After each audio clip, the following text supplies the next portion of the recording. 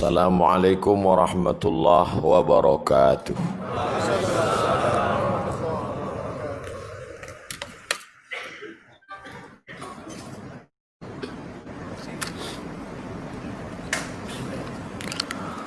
Alhamdulillah wassalatu wassalamu ala Rasulillah Sayyidina wa Maulana Muhammad ibni Abdillah wa ala alihi wa sahbihi wa man tabi'ahu wa mawalah. Pengurusi majelis, kemudian tuan-tuan guru, hadirin hadirat, muslimin muslimat, para masyayikh, insyaallah kita semua dimuliakan Allah Subhanahu wa taala. Amin ya rabbal alamin. Malam tadi tazkirah di Masjid Shah Alam, kata imam kita, ustaz yang datang malam tadi lebih kurang bila macam itu penuh atas dan bawah 20,000 orang. Begitulah sambutan masyarakat Malaysia tahun 2019.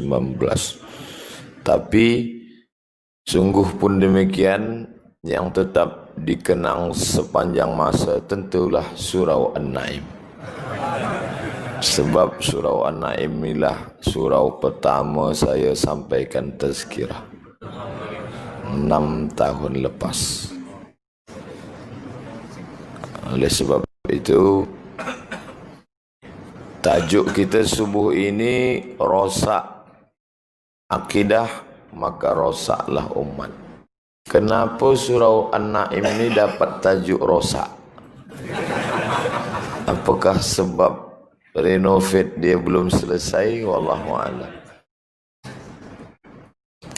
Segala yang kita lakukan ini berpunca daripada akidah.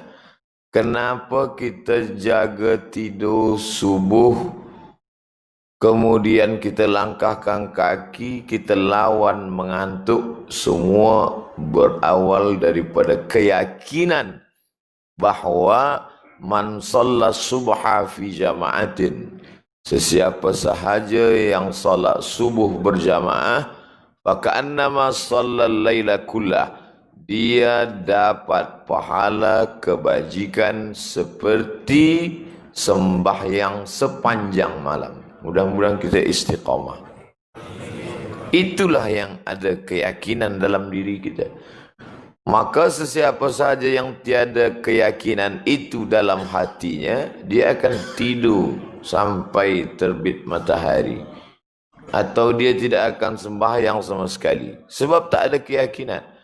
Keyakinan itulah yang dalam bahasa Arab disebut dengan aqidah. Aqidah, ain, qaf, dal, aqad. Ada penjual, ada pembeli dalam perniagaan, perdagangan, jual beli. Orang yang berjual beli ini mesti ada akad. Akad, ain, qaf, dal. Dalam jual beli, akad. Dalam pernikahan, akad. Kenapa akidah ini, keyakinan, disebut dengan akad? Kerana dalam akad itu ada dua. Ada yang menjual, ada yang membeli. Aku jual barang ini seharga RM20 tunai, aku beli. Dalam nikah begitu juga. Aku nikahkan engkau dengan anakku dengan mahar sebentuk cincin emas tunai. Ada ijab, ada qabul. Nah, mengapa keyakinan ini disebut dengan akidah? Kerana akidah itu adalah dua tali yang sebelumnya putus, diikat, disimpul mati, tak lepas. Begitulah keyakinan dalam diri kita tentang la haula wala quwata illa billah, la ilaha illallah. Itulah akidah. Akidah tak boleh ikat macam orang ikat tali kasut. Dia ikat tapi tak mati. Terasa sempit, longgarkan sikit. Akidah tak boleh macam itu. Akidah sekali. Wa in hurriqta au qutti'ta, walaupun engkau dibakar, walaupun engkau dipotong. Hurriqta, dibakar, melepuh. Qutti'ta, engkau dikerat, dipotong, engkau tetap bertahan. Itulah akidah, keyakinan menghadapi hidup yang dialami oleh para nabi dan rasul, afdalus salah wa azkas salam alaihim ajma'in. Mudah-mudahan keyakinan itu pula yang bersemayam dalam hati kita semua, insyaAllah. Maka yang pertama kali ditanamkan dalam hidup ini akidah. Ibadah nanti belakangan. 13 tahun di kota Makkah Al-Mukarramah, apa yang ditanamkan Nabi? Akidah. Adakah puasa selama di Makkah? Tak ada. Ya ayyuhalladzina amanu kutiba alaikumus siyamu kama kutiba alal ladzina min qablikum la'allakum tattaqun. Puasa baru ada di Madinah. Di Makkah tak ada puasa. Zakat wa atuz zakah baru ada di Madinah Al-Munawwarah. Haji akhir last kali. Haji tahun ke-6 selepas pindah ke Madinah. Tapi baru dilaksanakan Nabi tahun ke-10. Maknanya haji sembahyang ujung-ujung. 2 tahun sebelum pindah ke Madinah baru Isra dan Mi'raj.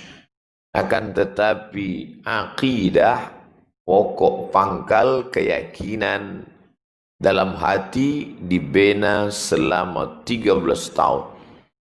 Tapi jangan kaji yang saya sampaikan ini dibalik. Orang yang tak hadir hari ini dia tonton YouTube atau streaming, lepas tu dia tak sembahyang. Kenapa awak tak sembahyang? Akidah belum betul lagi. Ini. Maknanya kita luruskan akidah, kita jalankan ibadah. Maka orang yang batal akidahnya, batal ibadah. Alladzina yuqimuna shalah, orang-orang yang melaksanakan salat, itu ibadah.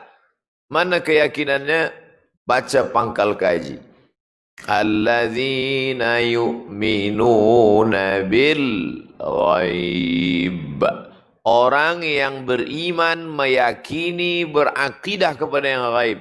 Selepas dia percaya kepada yang gaib, barulah wa yuqimuna shalah, baru salat. Orang tidak mungkin salat kalau tidak berakidah, meyakini kepada yang gaib. Kerana dalam salat itu semuanya gaib. Allah yang disembah gaib. Kiblat arah tak nampak gaib. Kiraman katibin yang mencatat gaib. Surga yang dijanjikan gaib. Bila tak sembahyang masuk neraka, neraka itu pun gaib. Maka orang yang tidak meyakini yang gaib, mustahil dia akan beribadah. Maka muncul suatu keyakinan saat ini, zaman moden ini, bernama keyakinan materialisme. Apa itu? Benda. Saya tidak akan percaya kalau dia tidak boleh ditengok mata, dipegang tangan, dirasa dengan indera. Kalau dia tidak nampak, maka saya tak percaya. Ini kata setengah orang adalah akidah keyakinan yang muncul datang pada zaman moden. Tapi sebenarnya bila kita baca Al-Quran, macam ini sudah ada pada 1000 tahun sebelum Nabi Muhammad sallallahu alaihi wasallam. Bahkan lebih lama lagi daripada itu. 1000 tahun sebelum Nabi Isa alaihi salam. Kerana Nabi Muhammad itu 571 selepas Isa. Sedangkan sebelum Nabi Isa ada Nabi Musa alaihi salam. Manakala Musa membawa Bani Israel dari Egypt, Mesir menuju Palestin, Selepas mereka menyeberang Laut Merah, mereka pun melalui gurun pasir Sinai. Di Sinai itu Bani Israel meminta kepada Musa. Apa mereka minta? Ya Musa, lan nu'mina laka hatta narallaha jahrah. Ya Musa, wahai Musa, lan, bukan la. Kalau la tidak, lan, tidak akan. Lan nu'mina, kami tidak akan beriman kepada engkau selamanya hatta narallaha jahrah, sampai kami boleh menengok Allah secara nyata.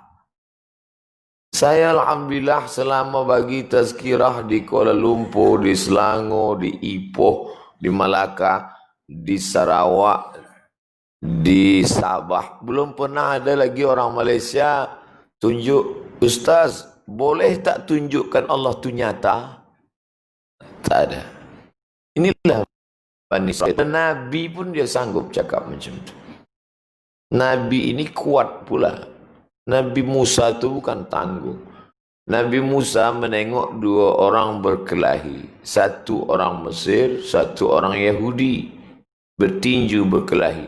Dia nak lerai. Janganlah kalian dua berkelahi, tapi degil. Dia tinju satu, mati. Dia tak ada niat nak buat mati. Orang kita tinju nak buat mati pun tak mati. Musa tak ada niat nak buat mati pun mati. Nabi Musa lari sebab takut Fir'aun.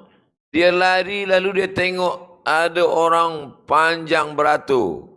Apa panjang beratur ni? Sebab kami nak ambil air dalam perigi. Dia tengok pintu perigi tertutup sebab ada batu besar bergelinding dari atas bukit menutup perigi.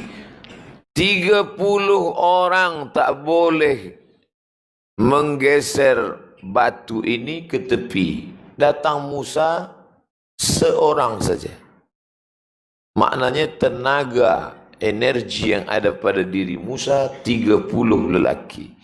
Sungguh pun begitu, apa kata Bani Israel?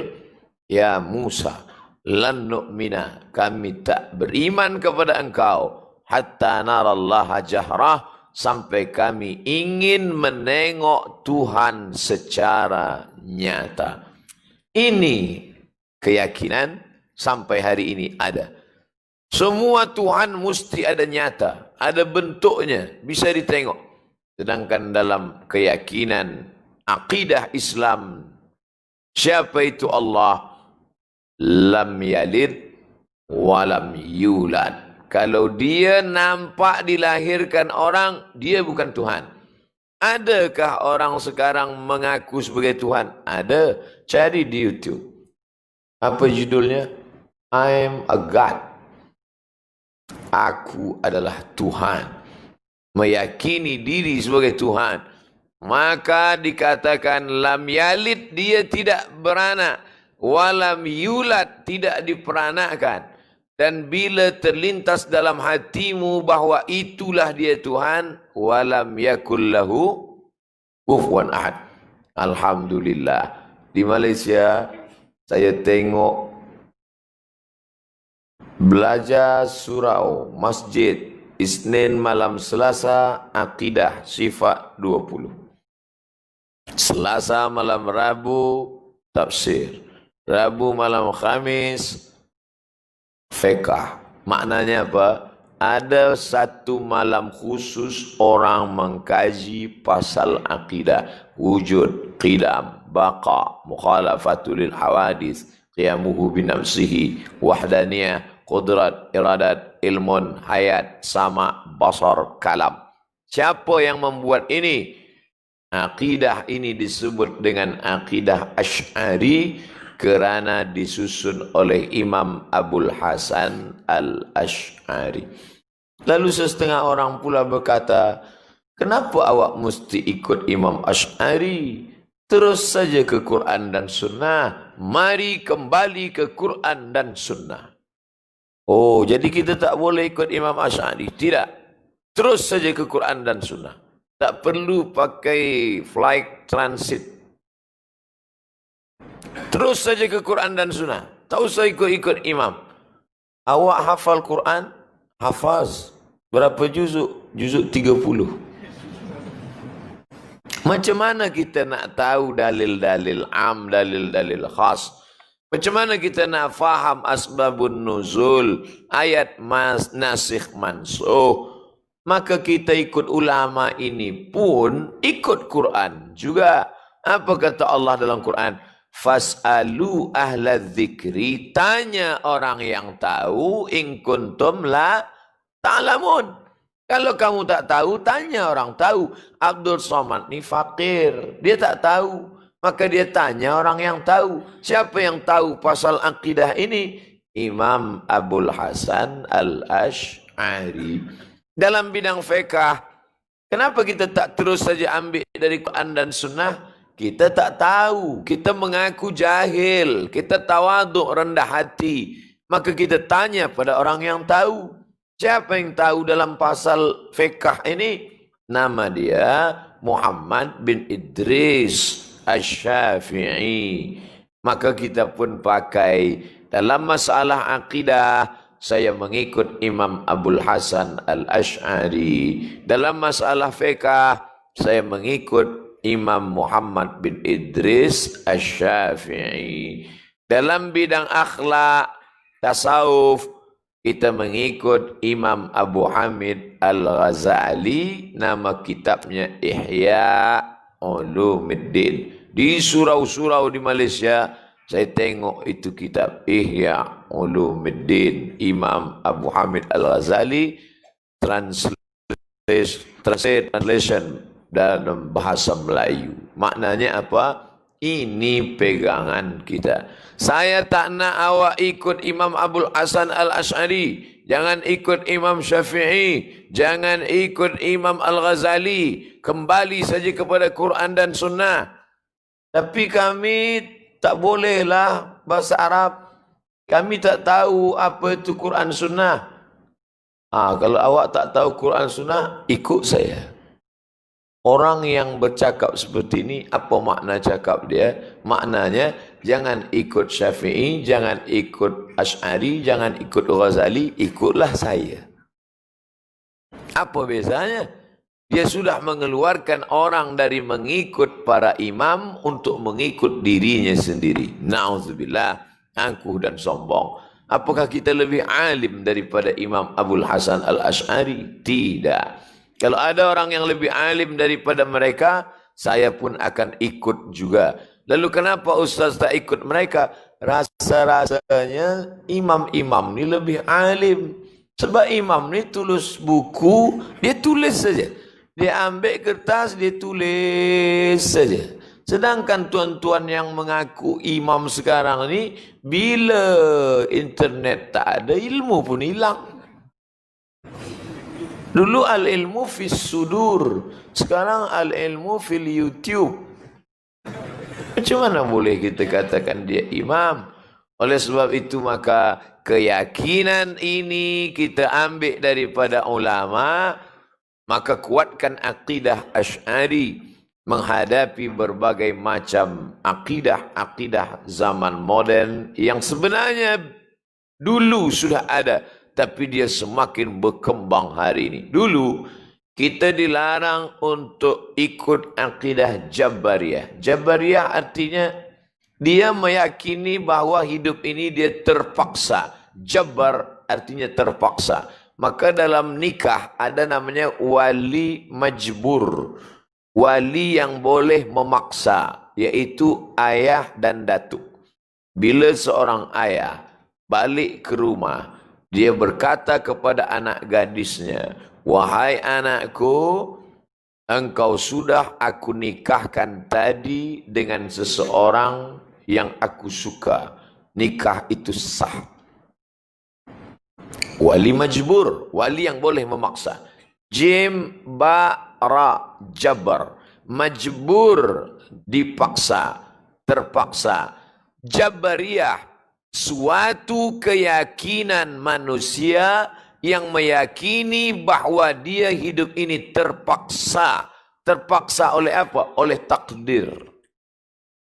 Kenapa awak tak sembahyang subuh tadi? Kenapa jaga pukul 8? Saya terpaksa. Siapa maksa awak? Takdir. Dah tertulis di Lauhil Mahfuz. Ni orang sekarang banyak berkeyakinan macam ni. Kenapa awak tidak berzakat? Kenapa awak buat dosa? Sebenarnya saya tak nak buat dosa ni, tapi saya terpaksa. Na'udzubillah. Berkeyakinan bahawa dia dipaksa, maka dia sudah keluar daripada keyakinan yang benar. Rosak. Umat ini akan hancur. Maka umat ini mesti dibangkitkan lagi semangat dia mengikut bagaimana Nabi Muhammad sallallahu alaihi wasallam memahami tentang ketetapan Allah. Adakah Nabi itu duduk-duduk berzikir membaca Quran saja di Masjid Nabawi bersama para sahabat? Ya Rasulullah, bagaimana kita menghadapi Abu Jahal, Abu Lahab, Abu Sufyan masa itu yang belum masuk Islam? Kita duduk-duduk ajalah. Kalau memang menang kata Allah menang, kalau kalah pun tak apa. Kita kan terpaksa. Tak ada. Tak pernah Nabi mengajarkan seperti itu. Nabi mengajarkan la ta'jaz, jangan merasa lemah. Bangkit. Al-mu'minul qawi, seorang mukmin yang kuat, khairun, lebih baik, wa ahabbu ila Allah, lebih dicintai Allah, minal mu'minid dhaif, daripada mukmin yang lemah. Ini harus dibangkitkan pada diri orang Melayu. Kita dalam persaingan, baik yang ada di Indonesia, di Malaysia, di Singapura, di Brunei Darussalam, di Patani, Thailand Selatan, maupun di Moro, Filipina. Maka baik kita yang majoriti maupun minoriti, semua harus bangkit. Karena Islam adalah agama yang mengajarkan orang harus melawan kezaliman. Seandainya Nabi mengajarkan, kita ini dah terpaksa, wahai Bilal bin Rabah, kau jadi budak saya saja. Wahai Miqdad bin Aswad, engkau diam saja. Wahai Ammar bin Yasir, jangan engkau melawan. Manakah Islam akan bangkit? Abu Jahal, Abu Lahab tidak akan marah kepada Nabi Muhammad sallallahu alaihi wasallam kalau dia mengajarkan diam, tapi dia mengajarkan amar ma'ruf nahi mungkar. Kuntum khaira ummah, kalian umat yang paling baik di antara umat-umat sebelumnya. Wa ila samuda akhahum salihah, ada umat bernama Samud, nabinya Saleh. Wa ila Madyana akhahum Syuaiba, ada kaum Madian, nama nabinya Syuaib. Wa ila Adin akhahum Huda, ada kaum Ad, nama nabinya Nabi Hud. Ada pula Nabi Musa, Nabi Isa, Nabi Ibrahim, Nabi Yahya, Nabi Zakaria. Ini nabi-nabi yang paling banyak. Nama kaumnya Bani Israel. Tapi di antara semua kaum ini, yang lebih mulia adalah kamu. Kita yang paling mulia. Bukan kita menyebut diri kita mulia. Allah. Kuntum khaira ummah. Siapa nama anak awak? Kuntum. Nama bunga tu. Nama lengkap, full name, Kuntum khaira ummah. Elok juga dia buat. Dia ambil dari Quran. Ada ke macam ni Ustaz? Ada. Nama lembaga. Lembaga Pendidikan Kuntum khaira ummah. Sebab di Indonesia bila nak buat nama sekolah, nama corporate, mesti ada 3. Dia buat terfikir dia. Kuntum khaira ummah. Ini gelar kita. Bukan dibagi oleh negara. Yang memberinya adalah Allah Subhanahu wa ta'ala. Kuntum khaira ummah. Kamu umat yang terbaik. Apa ciri umat yang terbaik ini? 3. Pertama, ta'muruna bil ma'ruf. Yang kedua, wa tanhauna 'anil munkar. Yang ketiga, wa tu'minuna billah. Oleh sebab itu kita tak boleh duduk berpangku tangan. Apa yang terjadi, terjadilah. Ini semua kehendak Allah. Memang semua kehendak Allah. Tapi Allah bagi kita ikhtiar. Itulah yang dikatakan dalam akidah Asy'ari bernama al-kasbu. Al-kasbu itu apa? Al-ikhtiar. Al-ikhtiar itu apa? Usaha.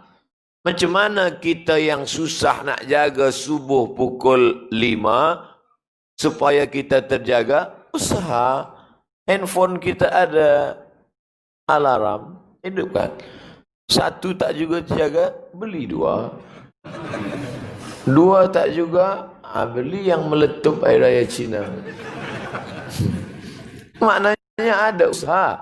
Bila tidak, kita akan hanyut. Maka dalam hal ini, umat Islam diberikan Allah Subhanahu wa ta'ala kekuasaan. Diberikan Allah Subhanahu wa ta'ala telinga. Diberikan mata. Diberikan hati. Ini aku beri pada engkau. Ini bukan percuma. Nanti sampai masanya engkau akan ditanya. Inna sam'a, pendengaran. Wal basar, penglihatan. Wal fuad, hati dan pikiran. Kullu ulaika kana anhu mas'ula. Semua akan ditanya.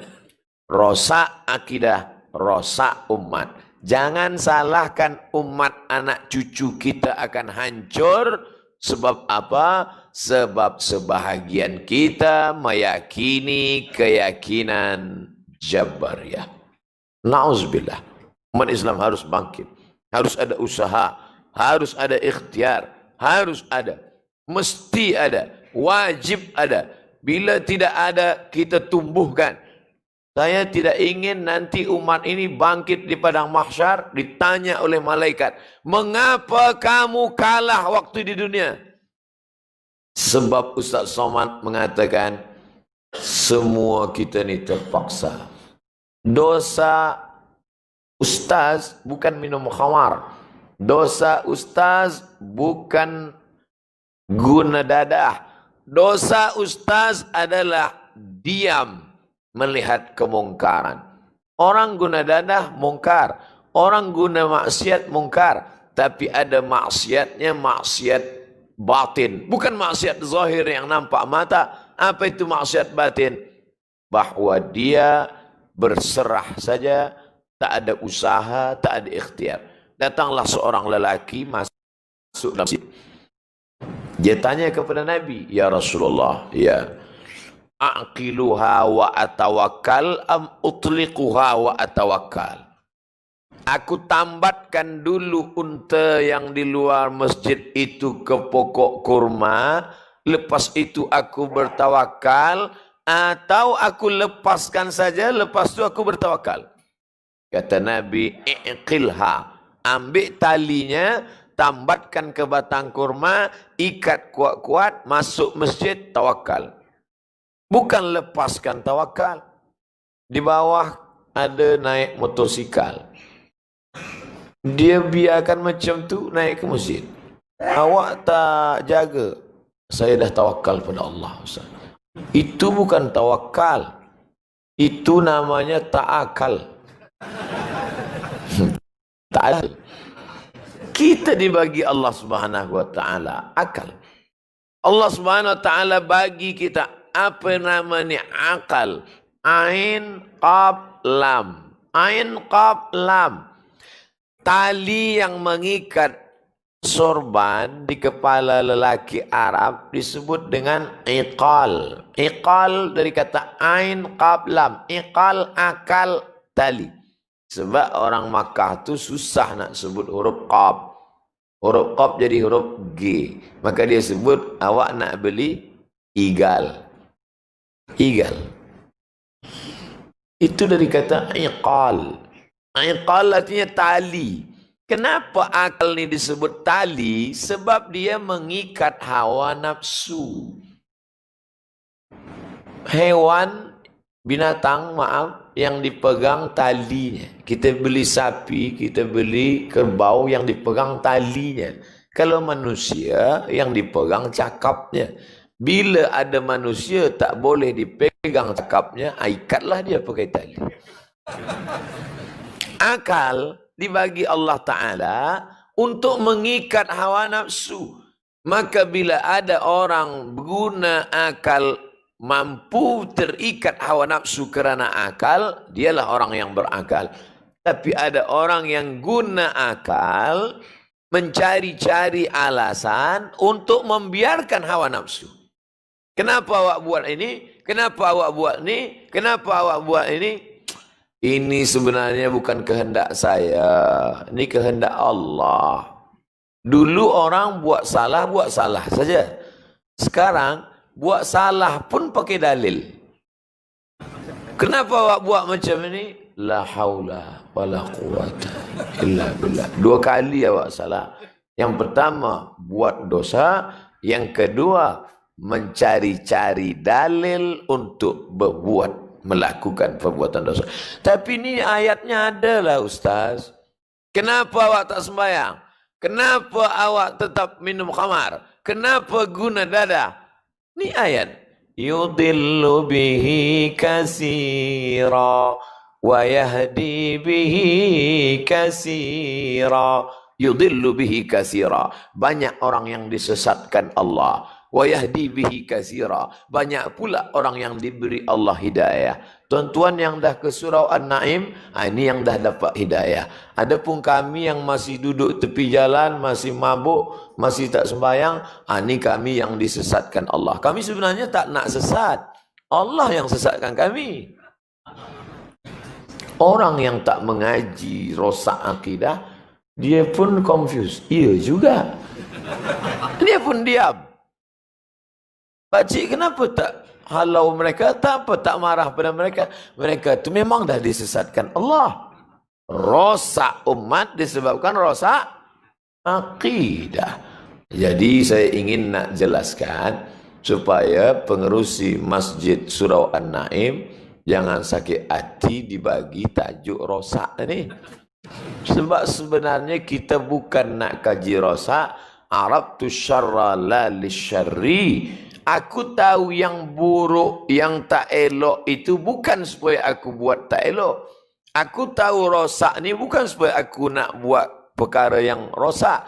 Lakin lijtinabihi, supaya jangan terperosok, termasuk ke dalam perbuatan yang merosak. Kalau ada orang rosak tangannya, maaf, sakit, dia boleh berubat. Tapi kalau rosak di dalam kepalanya, sudah menjadi keyakinan mendarah daging, dia akan diam saja melihat kebatilan kerana sudah terlanjur salah dalam keyakinan. Na'udzubillah. Ini yang mesti diluruskan subuh ini. Lalu apa makna ayat yudhillu bihi kasira wa yahdi bihi kasira? Tapi jelas dalam ayat ini mereka disesatkan Allah. Ayatnya jangan dipotong. Teruskan. Makanya jangan suka memotong-motong ayat. Begitu juga dengan video saya. Jangan dipotong-potong. Tonton sampai habis. Dengar baik-baik. Yudhillu bihi kasira. Ada orang yang disesatkan Allah. Wa yahdi bihi kasira. Ada orang yang diberi Allah hidayah. Baca ujung ayat itu. Wa ma yudhillu bihi illal fasiqin. Yang disesatkan Allah adalah orang yang fasik. Orang fasik itu siapa? Orang yang tidak mahu ikut Quran Sunnah dan dibagi jalan. Bila kamu nak selamat, ikutlah jalan ini, ikutlah jalan ini, ikutlah jalan ini. Tapi dia tak mahu tahu, tidak ada peduli. Maka dia disesatkan Allah sebagai hukuman di dunia. Apakah di dunia dia dapat hukuman, nanti di akhirat tak dapat lagi? Di akhirat lagi banyak hukuman yang akan dia terima, lagi besar iqab, yang akan dia dapatkan. Oleh sebab itu keyakinan inilah yang menjadi dasar utama kita dalam beramal. Mengapa kita berkumpul di masjid ini? Kerana keyakinan bahwa Allah akan menurunkan rahmat, akan mencatat amal. Inna alaikum lahafizin kiraman katibin ya'lamuna ma taf'alun. Itulah yang membuat kita tidak bergerak masa salat sembahyang tadi. Allahu Akbar. Jangankan menggerakkan tangan, kaki, menengok ke atas pun kita tidak. Apa sebab? Anta abudallaha ka'annaka tarah. Kau sembah Allah seakan-akan engkau melihat, memandang Allah. Fa illam takun tarah, manakala engkau tak dapat memandang Allah, fa innahu yarak. Engkau yang dipandang, engkau yang diawasi, engkau yang sentiasa ditengok oleh Allah Subhanahu wa taala. Pelajar-pelajar di suatu sekolah sembahyang di surau, semua yang di saf awal, saf pertama itu tak ada yang berani menengok ke muka, tunduk semua. Padahal cikgu tak ada, semuanya takut. Kenapa mereka tak ada yang memandang ke atas? Sebab CCTV. Begitulah agaknya orang yang takut kepada Allah. Kerana dia merasakan bahawa dia ada diawasi, dilihat, ditengok. Itulah yang kita rasakan masa kita sembahyang tadi. Tapi tak lama, kejap saja. Dari mulai takbiratul ihram sampai salam. Sungguh pun ayat yang dibaca Tuan Imam panjang, tapi kerana suaranya sedap, kejap aja terasa. Tapi kalaulah Ustaz Abdul Somad jadi imam, lamanya. Lalu saya pun marah. Mengapa Allah tak adil? Kenapa suara leher sama, tapi keluar lain? Di mana letak keadilan Allah? Kenapa Allah tak bagi suara saya sama macam suara Tuan Imam kita dari Palestin? Kenapa hafazan Quran dia tak sama? Ini perkara-perkara yang kita tak boleh hasad, tak boleh dengki, tak boleh marah kepada Allah. Percaya kepada takdir baik, pada takdir buruk. Ini dibagi kelebihan suara, ini dibagi kelebihan harta, ini dibagi kelebihan ilmu, ini diberi kelebihan kuasa. Pada nabi-nabi itu semua adalah contoh. Ada nabi yang punya kekuasaan. Siapa dia? Daud alaihissalam. Orang putih menyebut dia King David. Daud. Daud meninggal. Anak dia lagi. King Solomon, Sulaiman alaihissalam, raja di raja yang menguasai timur dan barat. Tapi ada pula nabi itu yang tak ada kuasa, sakit sampai berulat kulitnya. Nabi Ayub alaihissalam. Ada pula nabi itu yang tidak ada kuasa, tapi dia handsome luar biasa. Yusuf alaihissalam. Macam mana handsome Nabi Yusuf? Orang yang buruk duduk dekat Nabi Yusuf ikut handsome. Itu beza Nabi Yusuf dengan artis-artis. Kalau se-handsome orang Malaysia, duduk kita dekat dia, dia makin handsome, kita makin buruk. Kalau Nabi Yusuf tak. Ikut orang yang di dekat dia. Qatta'na aydiyahunna. Apa kata perempuan-perempuan yang ada di dekat Aziz penguasa masa itu? Apa kata mereka? Imra'atul Aziz turawidu fataha. Isteri penguasa suka kepada anak muda bernama Yusuf. Mereka belum tengok macam mana bentuk Yusuf alaihissalam. Zulaikha pandai. Dia bagi pisau, dia bagi buah. Lepas tu dia suruh Yusuf keluar. Mereka semua qata'na aydiyahunna, mereka potong tangan mereka sambil berkata, ma hadza illa malakun karim, ini adalah malaikat. Lepas itu baru Jureha berkata, kamu tengok dia berapa kali? Sekali. Sekali tengok dah potong tangan. Aku tiap-tiap hari tengok dia. Apa maknanya? Semua yang dibagilah pada kita ini ada contoh model yang kita ikut. Tuan-tuan yang handsome, tengok Nabi Yusuf. Tuan-tuan yang ada kuasa, tengok Nabi Daud. Tuan-tuan yang sakit, tengok Nabi Ayub. Tuan-tuan yang semua ada contoh. Maka yang berkuasa, tengoklah Nabi Daud alaihissalam. Macam mana Nabi Daud? Puasa yang paling afdal puasa Daud. Mengapa bukan puasa Isa? Mengapa bukan puasa Yahya? Kalaulah Nabi Isa puasa tiap-tiap hari, orang tak heran. Sebab apa? Sebab Isa tak ada bini. Tapi Nabi Daud, bini dia 100. Sanggup dia puasa sehari, makan sehari, puasa sehari. Ini bini satu tak pernah puasa. Esok di akhirat senyum-senyum Nabi Daud tengok dia. Awak satu tak pernah puasa. Yasumu yauman wa yuftiru yauman. Puasa sehari, makan sehari. Hari ini puasa, esok makan. Puasa, esok makan. Nabi-nabi itu makannya sikit. Kita sikit-sikit makan. Saya bukan nak sindir tuan-tuan. Saya nak sindir diri saya. Selama di Malaysia ni, sikit-sikit makan. Sikit-sikit makan. Semua ada musangking. Apa makna yang ingin saya sampaikan? Bahawa orang menjadi baik kerana keyakinan. Kerana akidah. Akidah ni yang kita tanamkan pada diri anak-anak kita.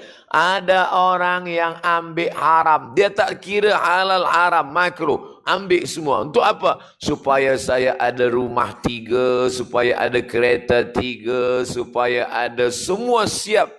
Supaya apa? Supaya anak tak susah. Ustaz, anak saya ada 3. Maka sebelum mati saya mesti ada beli rumah 3, kereta 3. Supaya anak saya nanti manakala saya mati dia tak susah. Dia berkeyakinan bahawa rezeki anak-anak dia mesti dia. Padahal dalam Islam kita diyakinkan la tamutu, tidak akan mati seorang hamba qabla an tastakmil rizqaha wa ajalaha. Tidak akan mati manusia sebelum sempurna rezeki dan ajalnya. Kenapa kita takut? Kenapa kita bimbang? Apa yang membuat orang makan riswah? Apa yang membuat orang makan riba? Apa yang membuat orang tak peduli halal haram?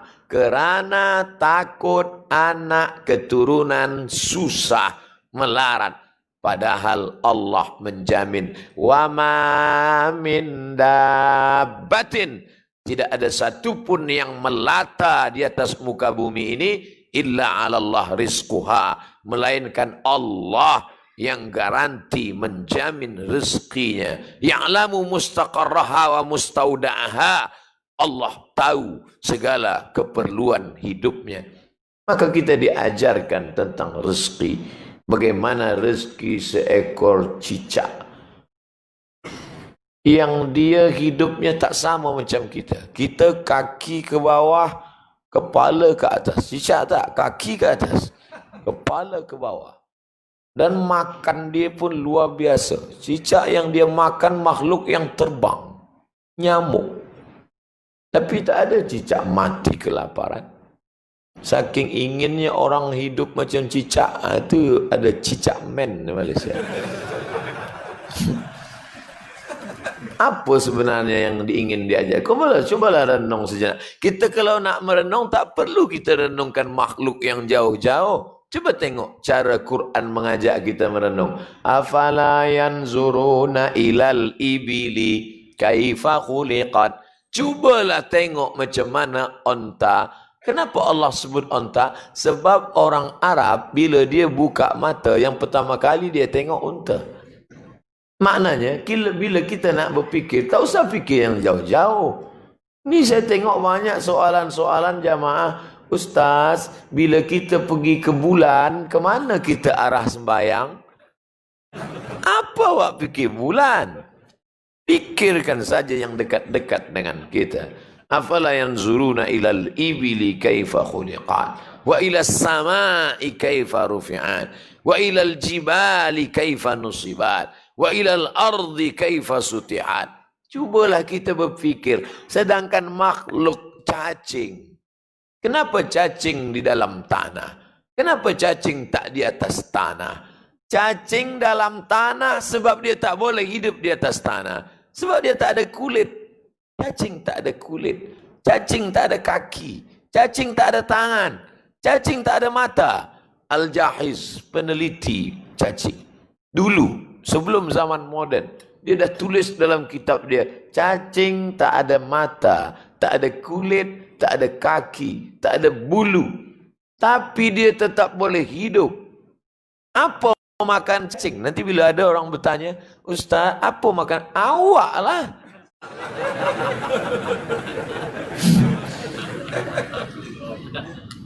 Dah lama cacing tu ingin memakan kita. Bila kita berjalan, lalu cacing-cacing di bawah. Sedapnya. Inilah makanan saya.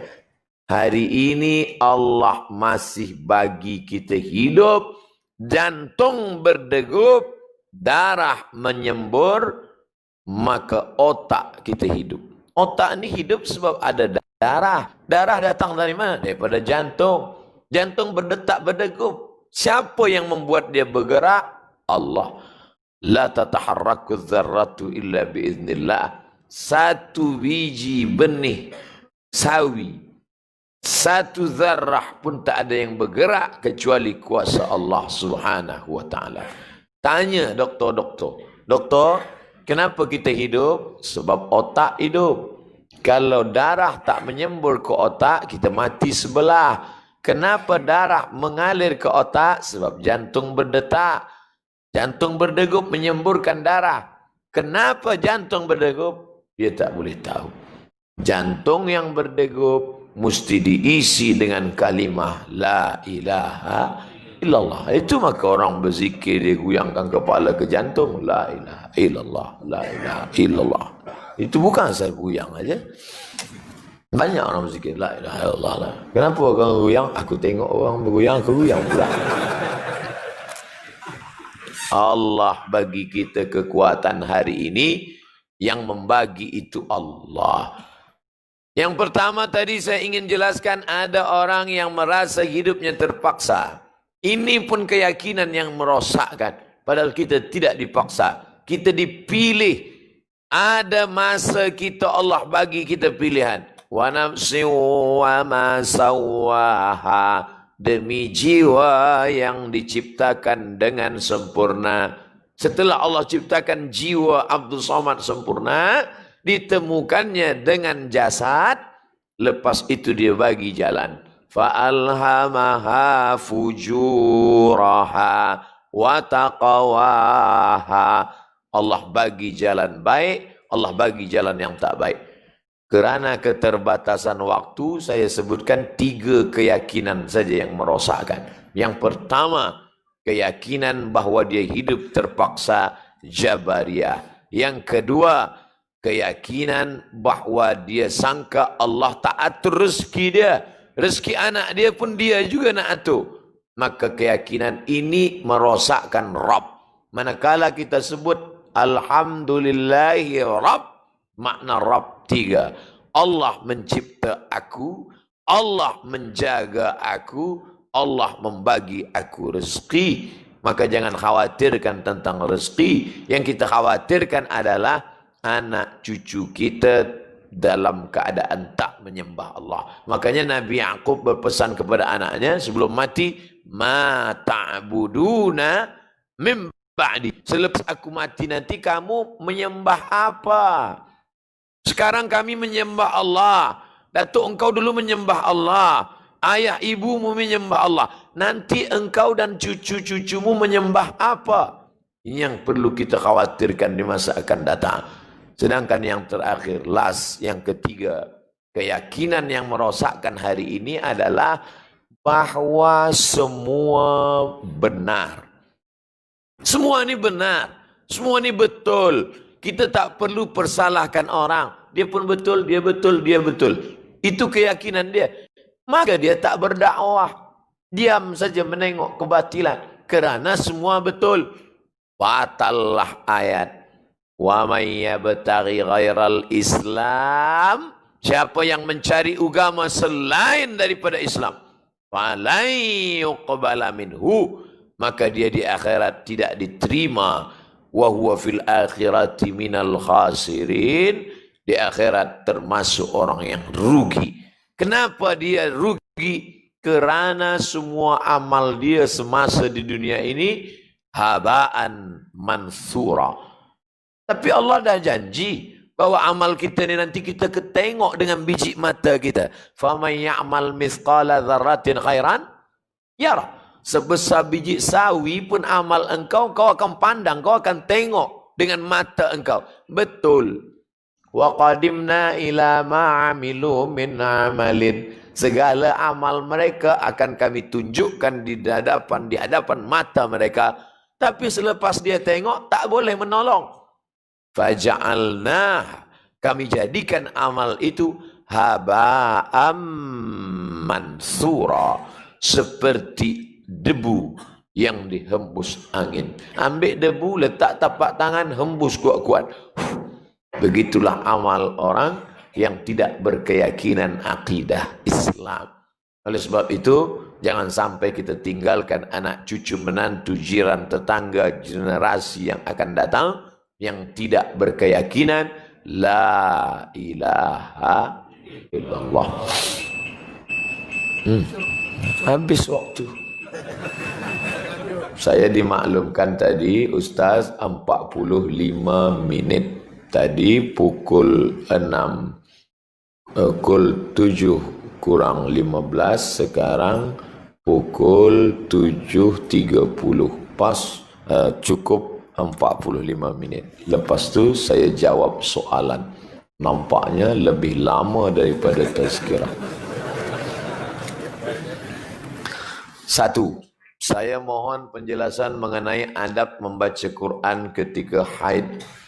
Bolehkah seorang ustazah dalam haid memegang dan membaca Al-Quran dengan alasan mengajar?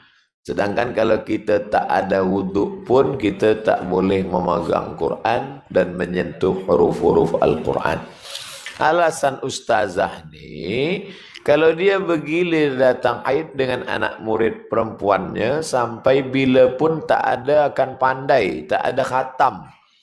Setahu saya, kita boleh betulkan sikit-sikit huruf pada anak murid semasa mengajar. Bukan terus baca. Tapi ustazah ni sepanjang dia, ni nampaknya nak melaga saya dengan ustazah lah ni. Nak tanya ke? Baik, saya jelaskan. Tuan-tuan yang keluar ni, bukan dia tak hormat pada guru. Mereka ada kerja, sebab hari ini hari kerja. Ini supaya saya jelaskan supaya kita tak suuzon. Oh, yang sebagian pula tamu kita daripada Pekanbaru Riau sebab nak pergi. Ada 2 bas, banyak. Sepakat 4 mazhab. Hanafi paling tua, meninggal tahun 150 Hijrah. Maliki nomor 2, meninggal tahun 179. Syafi'i nombor 3, meninggal tahun 204. Maliki nomor Hambali nomor 4, meninggal di Baghdad tahun 241. Itulah yang disebut dengan mazhab 4. Sepakat 4 mazhab, perempuan yang haid tak boleh baca Quran. Sepakat. Tapi ada pengecualian. 2. Dalam mazhab Maliki, perempuan boleh mengulang hafazan bila dia hafaz Quran 30 juzuk.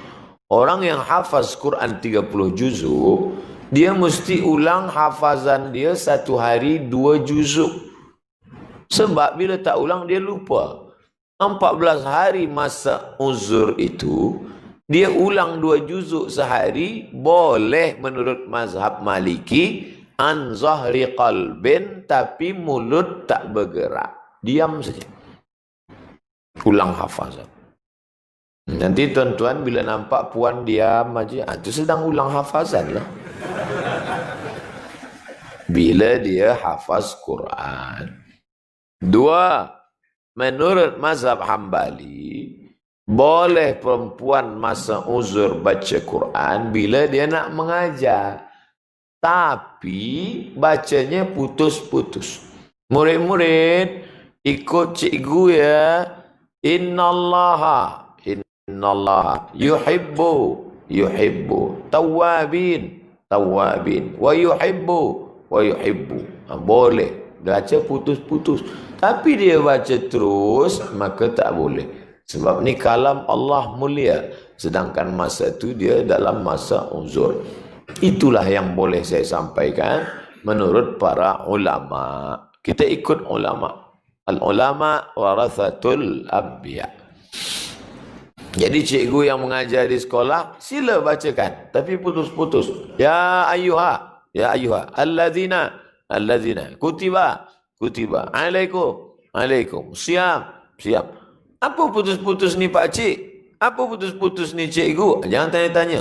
Banyak tanya masuk neraka.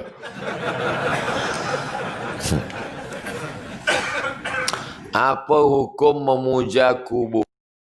Seperti yang diamalkan oleh Habib di Arim Hadramaut, Yaman. Perkara ini juga berlaku di makam Habib Noh, Singapura. Oh, jadi Habib ni memuja kubur. Disembah kubur. Ini kubur Abdul Somad. Nanti saya sebut orang lain, dia sakit hati. Elok kita sebut diri kita.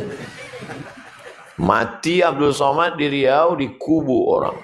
Lalu dibuatlah besar-besar. Inilah makam Abdul Somad yang dulu pernah viral, follower 7 juta Instagram. Lepas tu orang pun datang menyembah dia. Hai Abdul Somad, tolonglah lariskan niaga kami. Adakah orang Islam yang berbuat macam ini? Tak ada. Lalu orang yang berziarah ke makam Habib itu yang dia minta siapa? Allah. Semua orang yang berziarah ke makam wali-wali itu meminta kepada Allah. Cuba tanya. Nanti nampak orang berdoa makam Habib Noh Singapura. Awak minta pada siapa? Pada Allah. Kenapa di makam orang soleh ditulislah oleh ulama dari Maghribi tempat saya belajar, namanya Syekh Abdullah bin Siddiq Al-Ghumari, ahli hadis. Di dunia ini yang ahli hadis 2 saja sezaman. Pertama Syekh Abdullah bin Siddiq Al-Ghumari di Maghribi, yang satu lagi Syekh Muhammad Yasin bin Isa Al-Fadani di Makkah Al-Mukarramah. Musnid dunia, ahli sanad dunia. Apa kata dia? Tabarruk bis salihin. Berdoa minta kepada Allah barakah orang-orang soleh. Ya Allah, aku memohon kepada Engkau berkat Nabi Muhammad sallallahu alaihi wasallam. Mana dalilnya? Ini orang Yahudi melawan Bani Ghatafan. Bani Ghatafan ni kafir, Yahudi ni beriman pada Allah. Manakala mereka berperang berdoa kepada Allah, mereka berdoa, ya Allah, tolong kami melawan Bani Ghatafan berkat Nabi yang akan kau utus di akhir zaman. Sebelum tu Nabi tak ada. Nabi belum datang lagi. Itulah makna firman Allah. Wa kanu min qablu yastaftihuna 'alal ladzina kafaru. Sebelum Muhammad sallallahu alaihi wasallam lahir, orang-orang Yahudi memohon pada Allah minta menang melawan Bani Ghatafan dengan menyebut nama dia. Assalamualaikum Ustaz Samad. Ya, kami dari Masjid Al-Ikhlas nak jemput Ustaz. Boleh ke Ustaz datang bulan ini ke Kuala Lumpur? Mohon maaf, saya boleh datang bulan Desember 2020. Oh, lamanya. Tak boleh datang? Tak boleh. Tapi saya ni dekat dari Kapten Razak. Oh, boleh. Kenapa tiba-tiba berubah? Kerana beliau menyebut orang yang saya kenal. Siapa yang dikenali oleh Allah? Nabi. Ala inna awliya Allah. Sesungguhnya wali-wali Allah yang mendekatkan diri kepada Allah. La khaufun alaihim walahum yahzanun. Syekh Abdul Qadir Al-Jilani, wali Allah. Yang mengatakan dia wali dengan karamahnya siapa? Bukan orang awam. Ulama ahli hadis. Imam An-Nawawi yang mensyarah Sahih Muslim. Bila kita tak faham Sahih Muslim, buka kitab Al-Minhaj Syarah Sahih Muslim Ibn Al-Hajjaj yang menulis Imam Nawawi. Imam Nawawi berkata bahawa Syekh Abdul Qadir Al-Jilani adalah salah satu dari wali-wali Allah yang dicintai Allah kerana amal salehnya. Ini Habib saleh, amalnya banyak, zikirnya banyak, masih hidup nampak karamah-karamahnya. Maka orang berdoa kepada Allah dengan menyebut nama dia. Ya Allah, kami memohon kepada Engkau berkat kemuliaan Al-Habib Al-Haddad, Al-Habib As-Saggaf, Al-Habib Fulan. Maka dia meminta kepada Allah bertawassul dengan orang soleh. Bila nak tengok pembahasan ni panjang lebar, baca kitab Al-Mawsu'ah Al-Yusufiyah fi Adillatis Sufiyah. Orang yang bertawassul itu bukan bertawassul dengan jasadnya, tapi bertawassul dengan kedudukan dan amal solehnya. Tapi memang betul orang ni soleh, bukan salah. Kenapa awak bertawassul dengan dia? Sebab dia boleh berjalan di atas air, terbang di atas awan, tapi tak sembahyang. Oh, tak boleh. Idza ra'aita ar-rajul, kalau kau tengok orang yatiru fil hawa, terbang di atas awan, yamshi 'alal ma, berjalan di atas air, la taghtar, jangan tertipu. Kenapa? Kerana syaitan iblis pun boleh melakukan itu. Oleh sebab itu, para habaib tidak pernah disembah, para habaib tidak pernah dituju. Yang diminta hanyalah Allah, menyebut nama mereka kerana ingin mengambil tabarruk barakah. Bila nak buat, bila tak nak buat pun tak apa. Tapi menyalahkan orang, menuduh, na'udzubillah. Sibabul muslimi fusuqun wa qitaluhu kufrun. Mencaci maki orang beriman itu fasik, dan mengkafirkan orang beriman itu kafir. Bila kita kata awak menyembah Habib padahal dia tidak menyembah Habib, maka kita dah buat fitnah. Setahu saya belum pernah lagi ada orang meminta kepada Habib, ya Habib, aku dah lama tak ada anak, tolonglah supaya bini aku hamil. Tak ada. Yang ada, aku memohon kepada Engkau ya Allah berkat kemuliaan Nabi Muhammad berkat kemuliaan wali-wali Allah. Kediaman tetap saya di Kuala Lumpur. Saya punya rumah lagi tempat lain. Punya rumah lagi tempat lain 165 km. Biasanya kami balik sana tiap-tiap ujung minggu, Sabtu Ahad. Ketika saya balik ke rumah satu lagi, maksudnya rumah saja, bukan isi orang rumah. Rumah saja. Bolehkah saya mengerjakan salat secara jamak qasar? Boleh. Tapi ini dua-dua ini rumah saya. Yang menjadi ilat sebab hukum qasar bukan rumah awak, tapi safar. Jadi jangan salah masalah ini. Ada orang setengah dalam masalah ini, kita tak boleh jamak lah Ustaz. Sebab apa? Sebab kita naik pesawat terbang. Boleh jamak kalau naik unta. Yang menjadi ilat hukum sebab hukum qasar itu bukan naik apa, bukan rumah siapa, tapi ada safar. Selama ada safar, berapa kilometer? Buka Al-Fiqhul Islami wa Adillatuh, 90 kilometer. Bila ada yang cakap 485, mungkin dia baca kitab lain. Kitab Al-Fiqhul Islami wa Adillatuh, Syekh Wahbah Zuhaili, 85, 90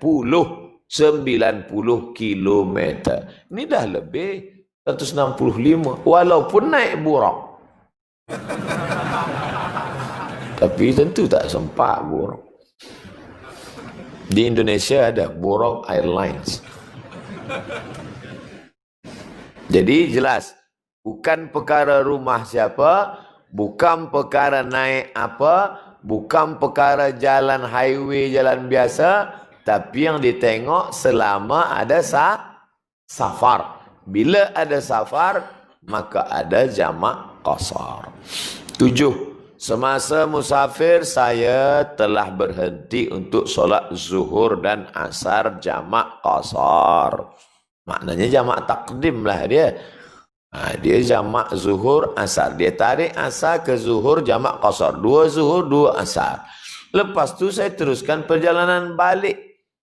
Dan telah tiba di rumah sebelum masuk waktu asar. Adakah saya masih perlu melaksanakan asar lagi? Tidak. Kerana asar dah dibuat. Tapi waktu masih ada. Asar dah dibuat. Tak masalah. Yang masalah itu adalah awak jamak tanpa qasar. Sebab belum berjalan tak boleh qasar. Qasar hanya boleh dibuat selepas melalui sur al-balad. Sur al-balad adalah batas negeri. Kerana dia khawatir di airport belum keluar daripada sur al-balad, bila airport tu dalam kota, bila di Kuala Lumpur, airport dah keluar. Bila di beberapa negeri, airport dalam kota, di airport tu dia sembahyang jamak saja tanpa qasar. Dia jamak zuhur 4 rakaat, asar 4 rakaat. Lepas itu datang telefon dari rumah. Maaf, anak sakit tak jadi pergi. Lepas tu dia tak sembahyang asar. Awak tak sembahyang asar? Tadi di airport dah jamak. Tak jadi safar. Maka asar ulang balik. Adapun yang sudah safar, walaupun masih ada waktu, maka asar dia tidak diulang sebab dah dia buat dalam safar. Berbeza antara ada safar atau tak ada safar. Yang menjadi ilatnya adalah adanya safar. Bila safar batal, batal pula jamak qasar. Kita berada di akhir zaman di mana fitnah berleluasa dan amat mengelirukan. Untuk selamat iman dan Islam kita, boleh atau tidak saya berpegang pada Quran dan hadis yang ada dalam talian? Boleh tak saya berpegang pada Quran dan hadis-hadis yang ada talian dalam Quran sahaja? Jangan baca Quran, baca hadis, ambil kesimpulan sendiri. Fikir sendiri, ambil kesimpulan sendiri, sesat sendiri. bertanya. Kuala Lumpur ni negeri yang kaya dengan dunia, kaya pula dengan akhirat. Ulama-ulama, Masya Allah, internasional. IIU, International Islamic University. Nak tanya ulama profesor doktor ke, nak tanya para habaib ke, nak tanya semua mazhab ada di sini. Oleh sebab itu tanya para ulama. Jangan saya percaya pada hadis ini saja. Hadis yang lain saya tak percaya. Kita boleh jadi orang ingkar hadis. Hadis tentang solat saya percaya. Hadis tentang puasa saya percaya. Hadis tentang ini saya tak percaya. Selama hadis itu sahih, cukup syarat menurut ulama ahli hadis, kita terima. Apa syarat hadis itu sahih? 5. Yang pertama, sanadnya bersambung. Apa itu sanad? Imam Bukhari mendapat hadis dari Abdullah bin Maslamah, mendapat hadis dari Malik bin Anas, mendapat hadis dari Abu Zinad, mendapat hadis dari Al-A'raj, mendapat hadis dari Abu Hurairah, dari Nabi Muhammad SAW. Bila sanadnya bersambung, maka hadis itu sahih. 2, perawinya adil. Makna adil, menjauhi dosa besar, menghindari dosa kecil. 3, dhabit. Makna dhabit, kuat ingatan. Jangan sampai hadis terbalik-balik. Baca sanad, hilang matan. Baca matan, hilang sanad. Mati laptop, hilang dua-dua. 4, tidak ada syaz. Apa itu syaz? Mukhalafatus thiqah liman huwa awsa' minhu. Hadis yang dia riwayatkan ini bertembung, bercanggah, bertentangan dengan hadis yang diriwayatkan rawi lain. 5, tidak ada illat. Apa itu illat? Sababun khafiyun yaqdah fi sihhatil hadis. Ada sebab kecil yang menyebabkan hadis itu jatuh darajahnya dari sahih menjadi dhaif. Maka bila hadis ini sahih, kita pegang. Di bawah sahih, hasan. Hasan pun kita pegang. Di bawah hasan, dhaif. Nah, hadis dhaif ini kita kena cermat sikit. Sebab hadis dhaif untuk fadail a'mal boleh. Hadis dhaif untuk menetapkan hukum halal haram tak boleh. Awak tadi sembahyang mata kaki tertutup sebab kain panjang, jubah panjang, seluar panjang. Maka bila sepanjang, Nabi pernah suruh, sahabat, aku tengok tadi mata kaki kau tertutup kena seluar, kena kain, kena jubah, kena seluar, maka ulang balik sembahyang. Ini hadis tak boleh pakai. Sebab hadis ni ada dalam Sunan Abi Dawud, hadis ni dhaif. Hadis dhaif tak boleh jadi dalil hukum. Hadis dhaif untuk masalah akidah, tak boleh. Tapi hadis dhaif untuk fadail a'mal boleh.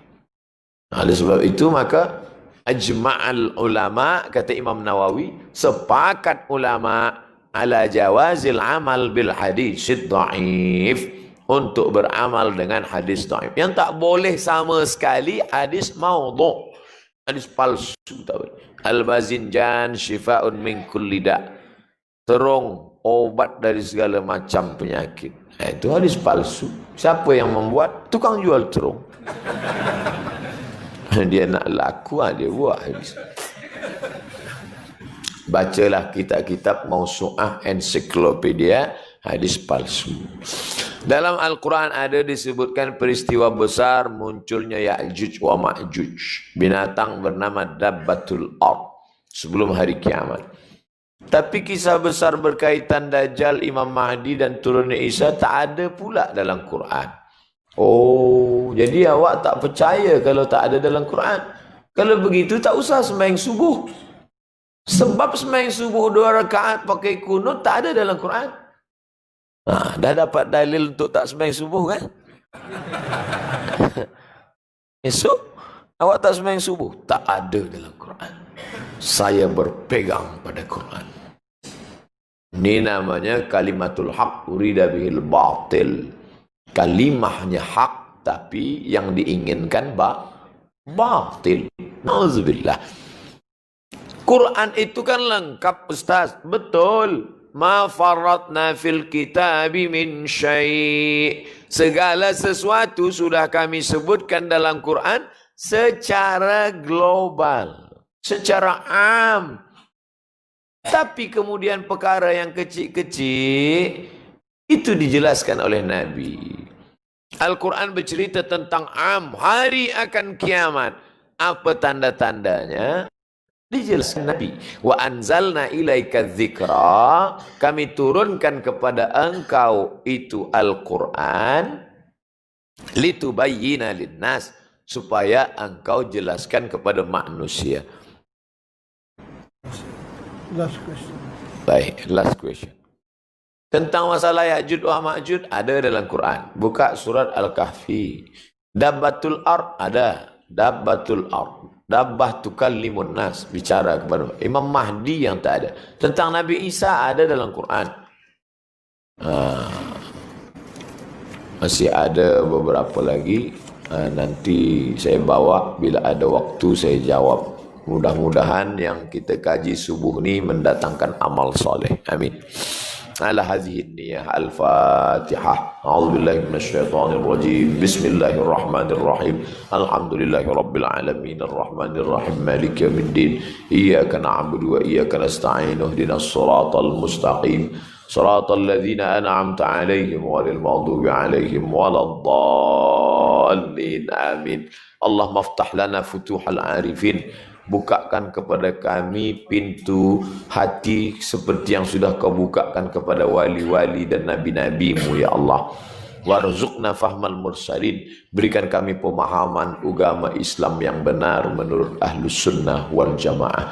Allahumma alif baina qulubina kama baina qulubi anbiya'ik, satukan tautkan hati kami untuk menolong agamamu sebagaimana engkau satukan hati para nabi-nabimu ya Allah.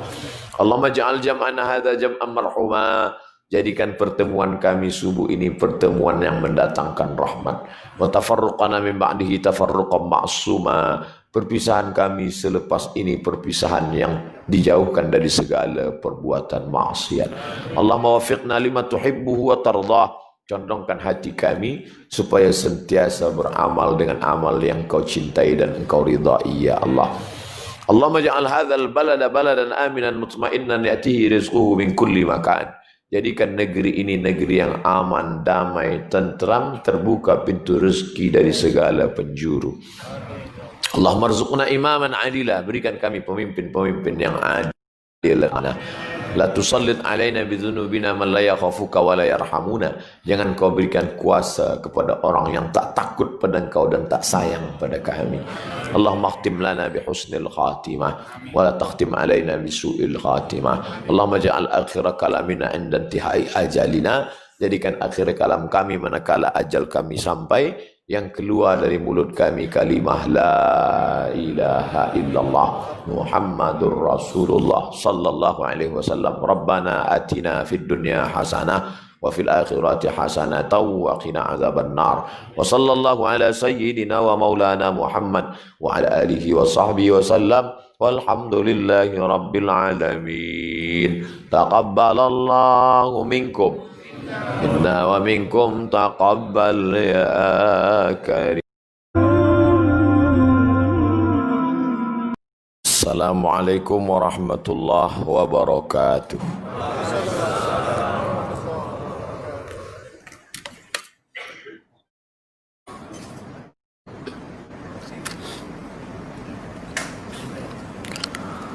Alhamdulillah wassalatu wassalamu ala Rasulillah sayyidina wa maulana